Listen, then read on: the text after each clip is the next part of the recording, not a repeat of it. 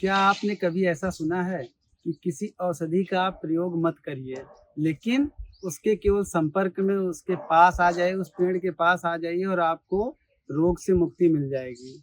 जी हाँ, आज हम बात करेंगे नवग्रह वाटिका की, यानी 9 ग्रहों के जो 9 पेड़ होते हैं, 9 वृक्ष होते हैं, उनकी क्या उपयोगिता है और किस तरीके से हमारे जीवन में इनका प्रयोग है। हमारे ऋषि-मुनियों ने बहुत शोध के बाद इन 9 ग्रहों के अनुसार 9 पौधों 9 जो है वृक्षों का अवलोकन किया और उसको प्रस्तुत किया कि यदि हम इस वृक्षों का प्रयोग अपनी ग्रह दशा के अनुसार करते हैं, तो न केवल हमें ये शारीरिक पीड़ा से मुक्ति देते हैं, बल्कि जीवन के कठिन समय में हमें उन ग्रहों के प्रभाव और दोष से मुक्ति भी दिलाते हैं। आज हम ऐसी एक नवग्रह वाटिका के पास हैं, अपने सेंटर के पास जो उपलब्ध है, उसके बारे में आपको बताएँगे। सबसे पहले हम बात करेंगे सूर्य की। सूर्य ग्रह के लिए जो वृक्ष इस्तेमाल किया जाता है, वह है मदार। मदार आसानी के साथ आपको कहीं भी देखने को मिल जाएगा। इस मदार के जो लोग सूर्य जिनका कमज़ोर है या सूर्य से पीड़ित हैं, तो उन लोगों को मदार का पेड़ अपने घर के आस-पास लगाना चाहिए। इसके लगाने मात्र से आपको इनके दुखों से मुक्ति मिलती है और नवग्रह वाटिका का सबसे महत्वपूर्ण वृक्ष होता है ये। उसके बाद मंगल। मंगल के लिए अपमिर्क का जो है प्रयोग किया जाता है। आप इसका यदि वृक्ष लगाते हैं, तो आपको इससे मुक्ति मिलती है। फिर इसके बाद आते हैं हम केतु। आपने अक्सर राहु केतु का ज़िक्र बहुत सुना होगा कि लोग इससे बहुत पीड़ित रहते हैं। तो केतु के लिए ये दरभा घास का प्रयोग किया जाता है, इसको आप लगा सकते हैं। फिर आता है शनि। शनि से भी लोग शनि प्रसन्न भी होते हैं तो बहुत अच्छा होता है और शनि रुष्ट हो जाते हैं तो इनके जैसा को बाजन भी किसी से नहीं है। तो शनि के लिए सामी वृक्ष का आप प्रयोग कर सकते हैं। शनि लगाएँगे तो आपको शनि के प्रकोप से और शनि की मुक्ति तो मिलती है, उसके वरन लाभ मिलते हैं, वो प्रसन्न होते हैं। फिर राहु, जिससे मैं चर्चा कर रहा था कि राहु केतु इसका बहुत प्रभाव रहता है, तो राहु के लिए दुर्वा घास का प्रयोग किया जाता है। यदि आप इसको करते हैं तो राहु से मुक्ति मिलती है।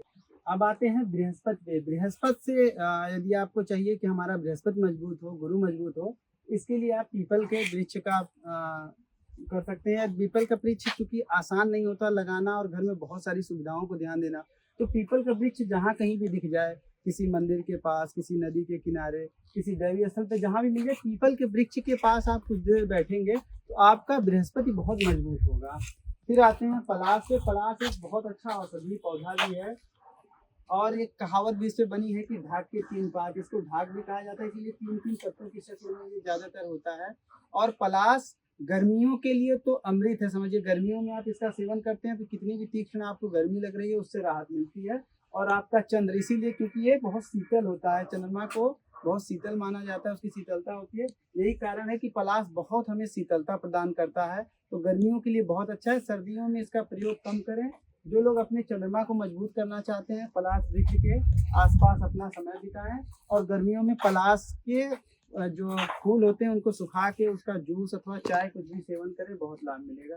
शुक्र, आज के समय में हर कोई चाहता है कि उसका शुक्र मजबूत हो, उसको लग्जरी मिले, ऐश्वर्य, लाभ, धन सब कुछ मिले, तो इसके लिए शुक्र का मजबूत होना बहुत जरूरी है। तो इसके लिए आप गूलर के वृक्ष की सेवा करें और इसके पास बैठें। आप ऐसा करते हैं तो आपका शुक्र बहुत मजबूत होता है।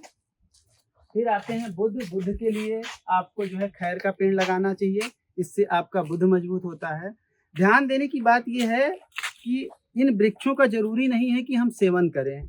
यदि इस वृक्ष का हम सेवन नहीं कर पा रहे हैं, तो ये वृक्ष जहाँ कहीं भी उपलब्ध हों, वहाँ पे जाके हम कुछ देर बैठ सकते हैं, उनके नीचे अपना समय बिता सकते हैं।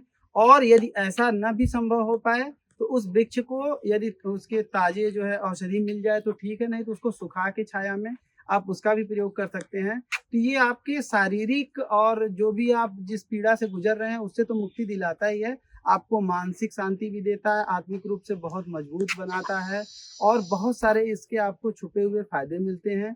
और कई बार तो ऐसा होता है कि यदि आप किसी पार्क में जाएं या किसी ऐसी धार्मिक जगह पे जाएं जहाँ पे आपको इकट्ठी एक जगह नवग्रह वाटिका मिल जाए, तो ऐसी नवग्रह वाटिका के पास यदि आप कुछ समय बिताते हैं तो आपके सारे ग्रह संतुलित होते हैं, मजबूत होते हैं और सभी का आपको आशीर्वाद फलीभूत होता है।